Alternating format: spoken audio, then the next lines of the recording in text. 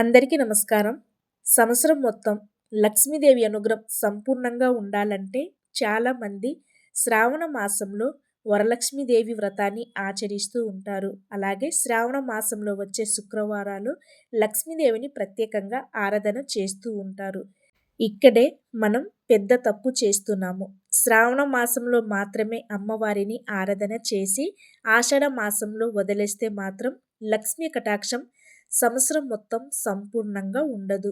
అయితే సంవత్సరం మొత్తం లక్ష్మీ కటాక్షం సంపూర్ణంగా ఉండాలంటే ఆషాఢ మాసంలో వచ్చే శుక్రవారాలు కూడా అమ్మవారిని మనం ప్రత్యేకంగా ఆరాధన చేసుకోవాలండి.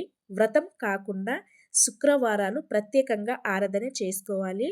అలాగే శుక్రవారం రోజు సాయంత్రం ప్రదోష కాలంలో లేదంటే తెల్లవారుజామున బ్రాహ్మీయ ముహూర్తంలో ఈ పూజ కనుక ఆరాధన చేసుకుంటే శ్రావణ మాసంలో అమ్మవారిని ఆరాధన చేసుకుంటే ఎటువంటి ఫలితం కలుగుతుందో ఈ ఆషాఢ మాసంలో అమ్మవారిని ఆరాధన చేసుకోవడం వలన అలాంటి ఫలితమే కలుగుతుంది. అలాగే సంపూర్ణ లక్ష్మీ కటాక్షం కలుగుతుంది. అయితే గురువారం రోజే మనం ఇల్లంతా శుభ్రం చేసుకోవాలి. అలాగే గడపను శుద్ధి చేసి పసుపుతో అలికి బియ్యం పిండితో ముగ్గులు పెట్టి అలంకరణ చేసుకోవాలండి. ముందు మనం ఇంటిని అలంకరించుకుంటేనే లక్ష్మీదేవి మన ఇంట్లోకి ప్రవేశిస్తుంది. కాబట్టి ఇంటిని ముందుగా మనం శుభ్రం చేసుకోవాలండి. అలాగే ఎక్కడ కూడా బూజు దుమ్ము ధూళి లేకుండా శుభ్రం చేసుకోవాలి. అలాగే చినిగిన వస్తువులు అలాగే ఇరిగిన వస్తువులు ఏమైనా ఉంటే ఇంటి బయట పెట్టేయాలండి.